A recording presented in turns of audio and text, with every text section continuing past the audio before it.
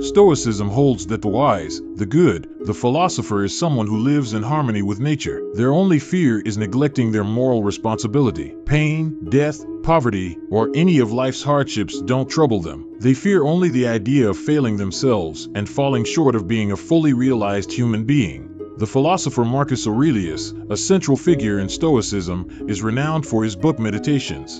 The notion of greatness is somewhat abstract, but perhaps no one in history deserves the title more than him. This isn't a self-help video, I promise. However, the philosophy Marcus wrote about can be an antidote to many modern-day problems. Let me explain why Marcus Aurelius, who served as Roman emperor from 161 AD to 180 AD, was so extraordinary. He was the last of the so-called five good emperors and ruled during a period known as the Pax Romana, or Roman peace. In fact, the Pax Romana ended upon his death. At the height of his reign, Marcus was the most powerful man in the world. The Romans had no real concept of the world beyond their empire, so, in essence, Marcus Aurelius was the ruler of the entire known world. In such a position, he could have anything he desired. It was often said that the life of a Roman emperor was synonymous with indulgence, money, sex, wine, and any other pleasures that could be imagined. Every vice was within reach for Marcus Aurelius. He was not bound by money, law, or even ethics. No one or nothing could stop him from fulfilling his deepest desires. Yet,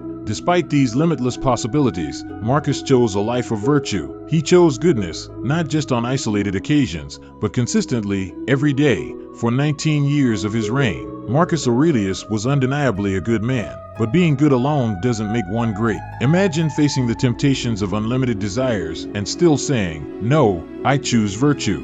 And not for fame, admiration, or accolades, but simply because it is the right thing to do. That is impressive. Think about it. Could you resist the temptations that would be within your reach if you had no fear of consequences? Marcus did it for nearly 2 decades. We know his example was true because, when no one was watching, he remained steadfast. Meditations is a personal journal written by Marcus Aurelius, not a traditional book.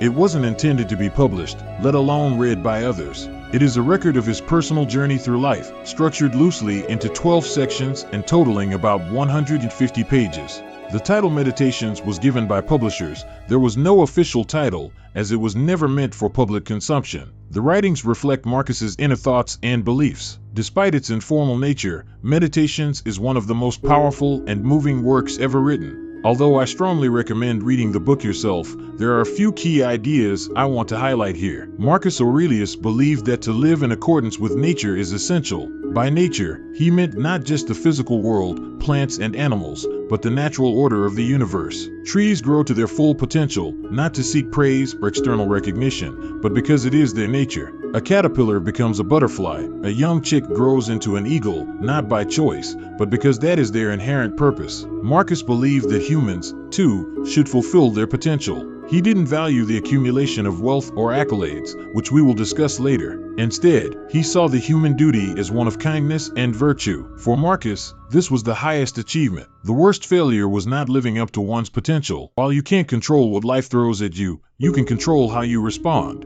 The true measure of a person is how they maintain their virtues despite the storms of life. Marcus Aurelius was an emperor, so although he could have spent his days writing, his responsibilities were far more complex. He had to deal with numerous issues and people. Above all, Marcus believed that evil or bad people were simply part of the world. Asking the universe not to send you such people would be like asking a vine to grow without thorns. It's an unrealistic request. Bad people exist, and you will encounter them. But Marcus believed that no one truly wants to do wrong. Instead, people often act out of ignorance. While it is possible to teach these people, Marcus knew that not everyone would be receptive. The universe may send us immoral, lazy, or wicked people, and often we can't help them. Therefore, we must learn to endure their presence. Marcus advised himself to look inward. Marcus, you have your own faults. Who are you to judge others? Maybe one day, you, too, will be the ignorant one. He encouraged himself to avoid judgment, understanding that we can't always grasp the reasons behind other people's actions. A thief who steals to feed his family is not necessarily wrong. Perhaps, as Marcus often reminded himself, we simply don't understand the whole picture. He told himself not to judge,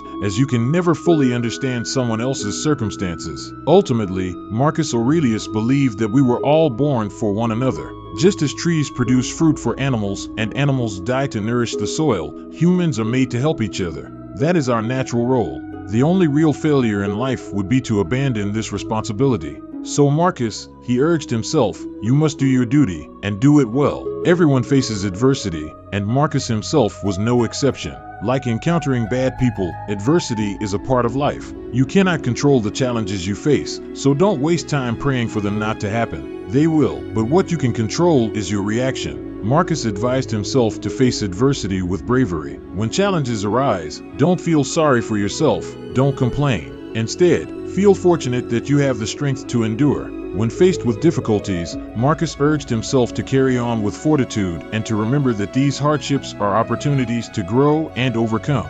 There will always be things that feel unendurable. When those come, Marcus said, don't disgrace yourself. All men die, but not all die without dignity. Marcus was immensely wealthy, but he didn't see this as inherently bad. He wasn't one to vilify material wealth, unlike some philosophers. But he was cautious about his attachment to material things. He didn't long for possessions like money, art, or luxury, seeing them as ultimately meaningless in fulfilling his potential. Marcus reminded himself to value what he had, but not to let his happiness depend on it. He warned himself not to despair if those possessions were lost, for they don't contribute to your virtue or growth. Your true potential is not in accumulating things. You must live in accordance with nature. Death was a frequent subject in Marcus's reflections, and it's impossible to discuss his philosophy without considering his views on mortality. Simply put, he believed that death was inevitable. It is coming whether you fear it or not. He reminded himself not to waste time worrying about death, for it is outside of your control. As nature has a plan for us to live virtuously and help each other, so too does nature have a plan for our deaths.